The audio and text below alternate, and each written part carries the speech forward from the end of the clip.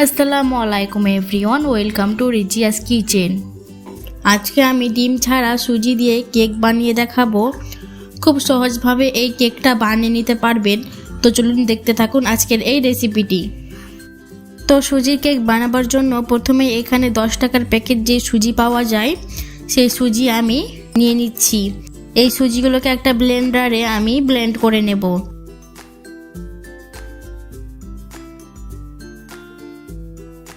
এই দেখুন আমি সুজিগুলোকে ব্লেন্ড করে নিয়েছি।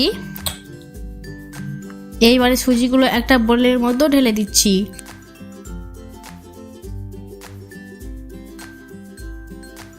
এইবারে নিয়ে নিচ্ছি হাফ কাপ চিনির গুঁড়ো। চিনিগুলোকে আমি ভালো করে ব্লেন্ডারে ব্লেন্ড করে নিয়েছি। এইবারে নিয়ে নিচ্ছি 3 চামচ গুঁড়া দুধ।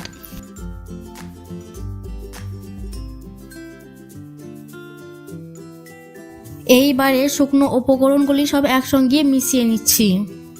তো এখানে আমি সব একসঙ্গে মিশিয়ে নিয়েছি। এইবারে নিয়ে নিচ্ছি 5 চামচ সাদা তেল। তো তেলটাকেও আমি সব কিছুর সঙ্গে ভালো করে মিশিয়ে নিচ্ছি।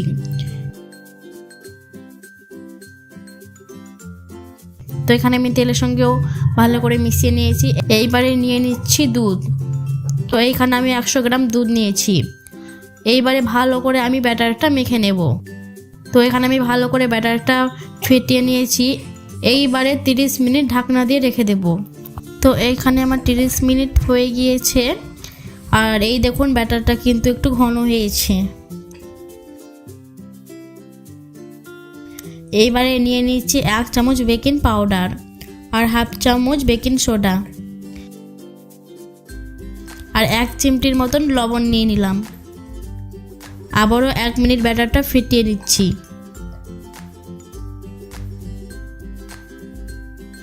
এইবারে নিয়ে নিচ্ছি 1 চামচ ভ্যানিলা এসেন্স। ভালো করে আবারও মিশিয়ে নিচ্ছি।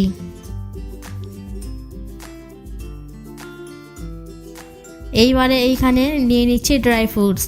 আমি এখানে কাজু নিয়েছি, কাঠবাদাম নিয়েছি, কালো কিশমিশ নিয়েছি আর কিশমিশ নিয়েছি। আপনারা আপনাদের পছন্দের মতন ড্রাই ফ্রুটস নিতে পারেন। এইবারে ড্রাই ফ্রুটসগুলোকে এক জায়গায় নিয়ে 1 চামচ নিয়ে নিচ্ছি ময়দা। তো ময়দাটা ভালো করে ড্রাই ফ্রুটের সঙ্গে মাখিয়ে নিচ্ছি। এইবারে ব্যাটারের মধ্যে ড্রাই ফ্রুটসগুলো নিয়ে নিলাম। আপনারা কিন্তু পছন্দের মতন ড্রাই ফ্রুটস নিতে পারেন। এইবারে আমি একটা বাটি নিয়ে নিচ্ছি। তো এই বাটির মধ্যে আমি কেকটা সেট করব। তার জন্য এইখানে ভালো করে আমি তেল ব্রাশ করে নিচ্ছি। এইবার এখানে একটা কাগজ নিয়েছি। আপনারা এখানে ব্যাটার পেপারও নিতে পারেন। তো কাগজের মধ্যেও আমি ভালো করে তেল ব্রাশ করে নিলাম। এইবারে আমি ব্যাটারটা ঢেলে দিচ্ছি। আর ব্যাটারটা কিন্তু মাঝখানে এইভাবে ঢালতে হবে, তাহলে ব্যাটারটা ভালো করে সেট হয়ে যাবে।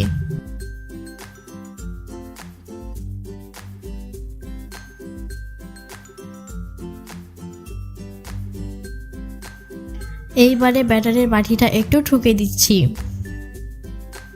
আর এইদিকে আমি চুলার ওপরে কড়াই বসিয়ে কড়াইটা ভালো করে গরম করে নিয়েছি। এইবারে একটা স্ট্যান্ড বসিয়ে দিচ্ছি। এইবারে খুব সাবধানে স্ট্যান্ডের ওপরে বাটিটা বসিয়ে নিচ্ছি। তো এইখানে আমি আবারও আমার পছন্দের মতন কিছু ড্রাই ফ্রুটস ওপর থেকে নিয়ে নিচ্ছি। এইবারে কম আঁচে ঢাকনা দিয়ে ঢেকে দিচ্ছি। কেকটা প্রায় 50 মিনিটের মতন লাগবে হতে। তো 40 মিনিট পর আমি ঢাকনাটা সরিয়ে আবারও কিছু ড্রাই ফ্রুটস ওপর থেকে দিয়ে দিব। আর এই দেখুন কেকটা কত ফুলে উঠেছে। আর ড্রাই ফ্রুটসগুলো কিন্তু একদমই দেখা যাচ্ছে না।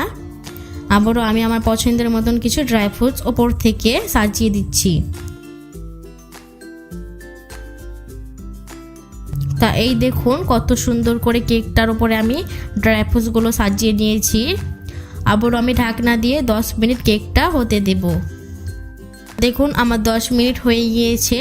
এইবারে একটা কাঠি দিয়ে আমি দেখে নেব কেকটা হয়েছে কিনা। তো দেখুন কাঠিটা কিন্তু একদম ভিতর পর্যন্ত আমি ঢুকিয়ে নিলাম। আর এই দেখুন কাঠিটার উপরে কিন্তু একটুকু কেক লেগে নাই, তার মানে আমার কেকটা হয়ে গিয়েছে। কেকটা আমি নামিয়ে নিচ্ছি। তো কেকটা ঠান্ডা হয়ে যাবার পর এইবারে একটা ছুরি দিয়ে সাইডটা কেটে দিচ্ছি। যেহেতু তেল দেওয়া আছে তো খুব সহজে কেকটা বেরিয়ে যাবে। এইবারে কেকটা একটা প্লেটে নিয়ে নিচ্ছি। এই প্লেটে বাটিটা উল্টে বাটিটার পিছনে একটু বাড়ি দিলে কেকটা খুব সহজে বেরিয়ে আসবে। তো এই দেখুন কেকটা খুব সহজে বেরিয়ে গেল। এইবারে ওপরের কাগজটা তুলে নিচ্ছি।